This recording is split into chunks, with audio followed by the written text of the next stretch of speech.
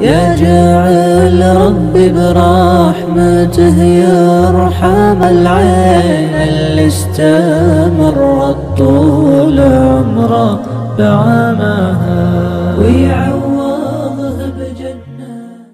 Четвертая причина путаницы в фетвах – это не обращение внимания на основы в смысле того, что если бы алим думал разумом знатока основ мусульманского права, то это зрелое мышление стало преградой между ним и впадением в фетвы, от которых смеется даже женщина, находящаяся в горе. Фетвы, над которыми люди насмехаются, пример этому день рождения пророка, мир ему и благословение Аллаха.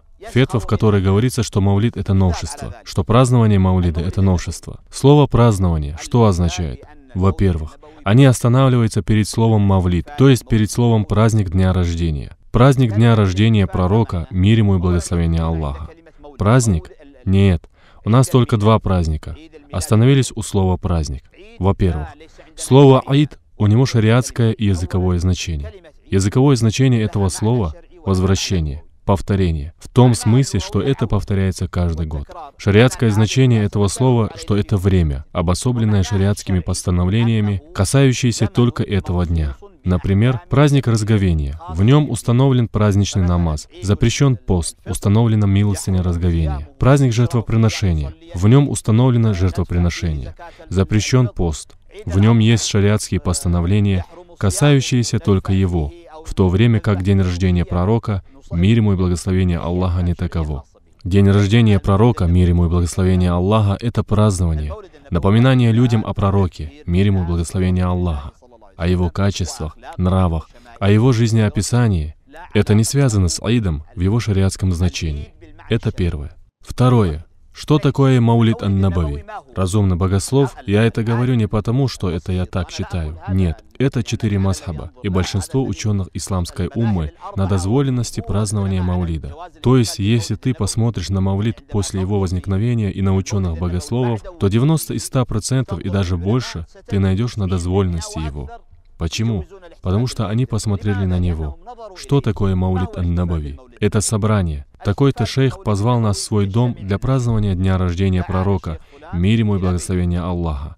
Добрались мы до дома, кто-то прочитал Коран, второй прочитал стихи, восхваляющие пророка, мир ему и благословение Аллаха. Потом хозяин дома встал и почтил присутствующих едой. Так это чтение Корана, сиры пророка, мир ему и благословение Аллаха, угощение едой, распространение салама. Нет ничего лучше и сладостнее его.